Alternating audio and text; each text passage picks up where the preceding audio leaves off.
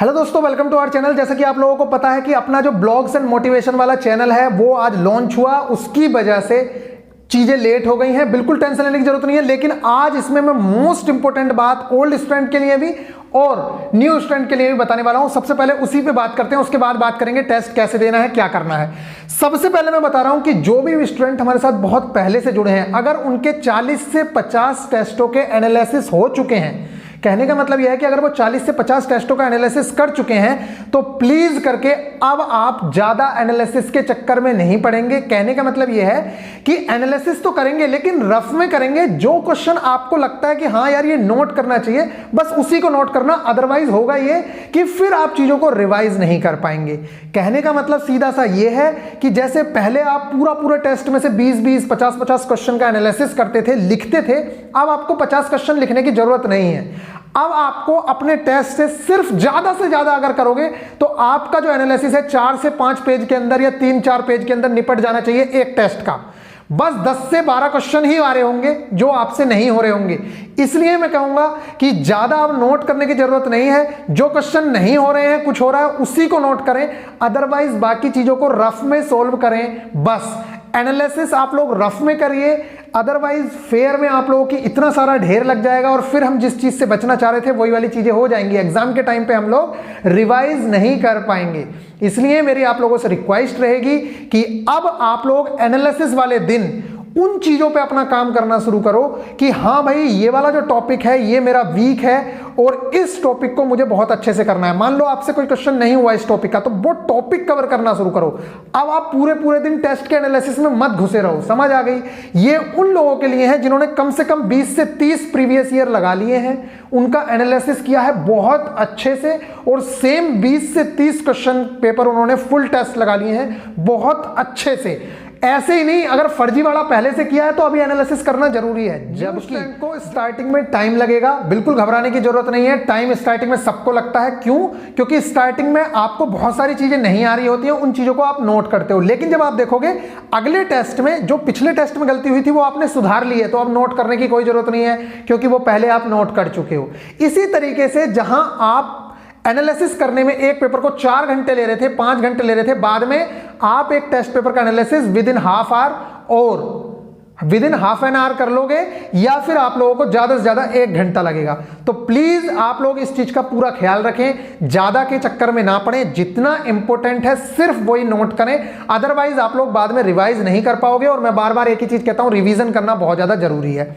तो new student बिल्कुल भी घबराएंगे नहीं, आपको टाइम लगेगा भाई, आपको पूरा दिन निकल जाएगा एनालिसिस करने के लिए। फिलहाल मैं बता देता हूं कि आज जो है आप लोगों को ये तो पता ही होगा कि मैंने पिछले हफ्ते टारगेट्स नहीं दिए। अब आप लोगों को उसकी वैल्यू समझ आ गई होगी कि अगर टारगेट्स ना मिलें, अगर हम 4:2:1 पे ना चलें तो आपकी पढ़ाई बिल्कुल चौपट हो जाती है। ये हाल जो आपको अभी लग रहा है ना, आपको 4 दिन में इतना बुरा लगा होगा, आपको ऐसा लगा होगा कि यार कुछ पढ़ाई नहीं है। आप खुद सोचो, जब हमसे जो बच्चे जुड़े हुए नहीं हैं और वो खाली ऐसे ही भटकते रहते हैं, मैं अपने लिए नहीं कह रहा हूं, भटकते रहते हैं, वो कैसे पढ़ पा रहे हैं? जिसने कोर्स परचेज कर रखा है उसकी बात अलग है, जो ऑफलाइन जा रहा है उसकी बात अलग है। लेकिन अगर कोई बच्चा ऐसे ही भटकता रहता था, उसके पास कोई टारगेट ही नहीं है, सामने कोई लक्ष्य ही नहीं पड़ा है, तो बताओ कैसे पढ़ता होगा? जब आपकी ये हालत हो गई तो उनकी क्या हालत हो रही होगी? इसलिए मैं आप लोगों से कहता हूं कि 4:2:1 बहुत ज्यादा जरूरी है। 4 दिन पढ़ना बहुत ज्यादा जरूरी है, 2 दिन रिवीजन करना है और 1 दिन एनालिसिस करना है। अब मैंने आप लोगों को बताया कि आपको एनालिसिस करने में किन चीजों का ख्याल रखना है। अब आप अपने क्वेश्चंस को ट्रिकी अप्रोच से बनाना स्टार्ट करिए, जो टॉपिक्स रिमेनिंग है उन्हें बनाना स्टार्ट करिए। लेकिन ये जो बात मैंने अभी बताई ओल्ड स्टूडेंट को, ये सिर्फ उन स्टूडेंट पे फॉलो होती है जिनके मार्क्स अच्छे भी आने लग गए हैं और जो बहुत सारे टेस्ट लगा चुके हैं। आप ऐसा मत करना कि 10 टेस्ट के बाद बिल्कुल हवा में उड़ाते चले जाओ।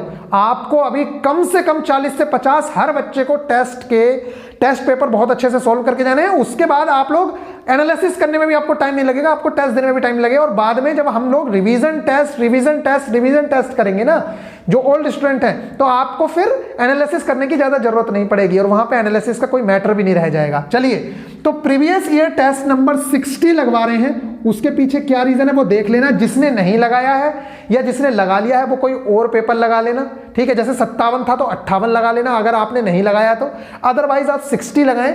फुल टेस्ट नंबर 5 लगाना है। ये दोनों टेस्ट जो है टेस्ट बुक एप्लीकेशन की पेड में है। ये आपको इस टाइम अगर लेते हो तो कल तक ये ऑफर इनका है कि टेस्ट जो है ना सिर्फ ग्रुप डी बल्कि आपके सामने अब यूपीपी आएगा, लेखपाल आएगा। आपको ये पता होना चाहिए कि टेस्ट बुक पे जैसे टेस्ट देते हैं तो वहां पे अगर एक बार किसी बच्चे ने सब्सक्रिप्शन ले लिया, जैसे 340 रुपीज में इस टाइम पे है, तो 18 महीने के लिए आप ऑल ओवर इंडिया के जितने भी एग्जाम्स होते हैं, चाहे वो एनटीपीसी हो, एएलपी हो, जेई हो, वो सारे के सारे आप लोग टेस्ट दे सकते हैं। समझ आता है? तो जिन लोगों के पास अभी टेस्ट नहीं है, टेस्ट तो लगाने कंपलसरी ही रहेंगे, चाहे वो नए स्टूडेंट हो चाहे वो पुराने हो। क्योंकि अगर यहां पे टेस्ट नहीं दोगे ना संडे की इवनिंग में, तो ना इन 4 दिनों में आपसे पढ़ा जाना, ना यहां एनालिसिस का, तो आपके टाइम पूरा का पूरा बर्बाद चला जाएगा। जिस बच्चे के पास लक्ष्य होता है कि हाँ भाई मुझे पेपर देना है संडे की इवनिंग में, और पेपर देते समय हमेशा ध्यान रखना कोई आपको डिस्टर्ब ना करे, बिल्कुल भी डिस्टर्ब नहीं करना चाहिए। पूरे 90 मिनट्स का यूटिलाइजेशन किया करो। मोबाइल से मैंने कहा है कि 85 मिनट्स में करने की कोशिश किया करो, क्योंकि 5 मिनट वहां पे डेस्कटॉप में जूम वगैरह करने में निकल जाएंगे। तो गाइस बस इतनी आप लोगों को चीजें करनी है। और न्यू स्टूडेंट से मैं कहूंगा कि आप बिना किसी तैयारी के आज टेस्ट देना। क्या आप बिना किसी तैयारी के टेस्ट दो और फिर एक हफ्ते बाद अपना स्कोर देखना कि आपके स्कोर में क्या हो रहा है। और मैं आप लोगों से अभी भी बता रहा हूं, स्कोर से ज्यादा इंपॉर्टेंट होता है क्या? स्कोर से मोस्ट इंपोर्टेंट चीज होती है रैंक। आपको हमेशा अपनी रैंक को इंप्रूव करने की कोशिश करनी है, क्योंकि स्कोर तो घटता बढ़ता रहता है अकॉर्डिंग टू द पेपर के लेवल के हिसाब से, जैसा पेपर का लेवल होगा, ठीक है।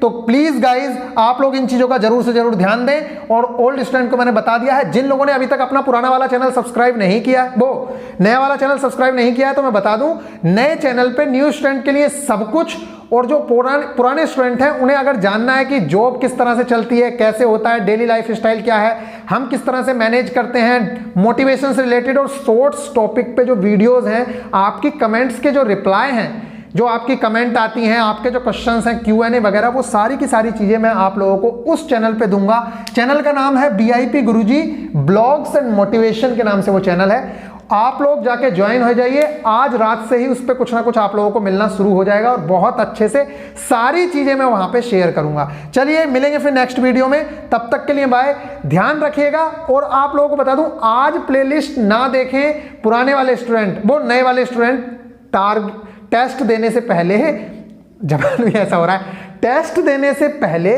आप लोग प्लेलिस्ट ना देखें। अगले हफ्ते इंप्लीमेंट करना जैसे मैं बताऊंगा, और फिर अगले हफ्ते अपने रिजल्ट्स देख लेना और फिर मुझे बता देना कि क्या हुआ। और पुराने स्टूडेंट से मैं जरूर से जरूर एक बात कहूंगा, प्लीज कमेंट करके ये जरूर बता देना कि कितना बड़ा नुकसान आपको झेलना पड़ा 4:2:1, एक हफ्ता रुकने की वजह से आपको कितनी प्रॉब्लम हुई, जरूर से जरूर बता देना, जिससे कि ये जो नए स्टूडेंट हैं उस चीज को सीरियस लें। गाइज मिलेंगे फिर नेक्स्ट वीडियो में, तब तक के लिए बाय, टेक केयर, अपना ख्याल रखिएगा। और बाकी चीजें ब्लॉग्स वगैरह के लिए आप लोग उस चैनल को ज्वाइन कर सकते हैं। जिनके पास टेस्ट सीरीज नहीं है, टेस्ट सीरीज अभी ले लो, 18 मंथ्स का पास मिल रहा है 340 रुपीज में, वो 280 मैंने गलत डाल दिया है, 340 रुपए में आप लोगों को ये मिल जाएगा और बहुत अच्छे से आप लोग अपनी तैयारी को बूस्ट दे सकते हैं। इस टाइम पे अगर 200-300 रुपए खर्च करके किताबों में, टेस्ट सीरीज वगैरह में आपके मार्क्स इंप्रूव हो रहे हैं तो ये बहुत बड़ी बात है। बाद में लाखों रुपए भी लेके खड़े होगे तो कोई आपको बचाने वाला नहीं है। मतलब फिर आपका पॉइंट में भी मार्क्स नहीं बढ़ा सकता कोई, चाहे आप कहना उससे कि 30 लाख रुपए ले ले, तब भी वो आपके मार्क्स नहीं बढ़ाएगा। चलिए मिलेंगे नेक्स्ट वीडियो।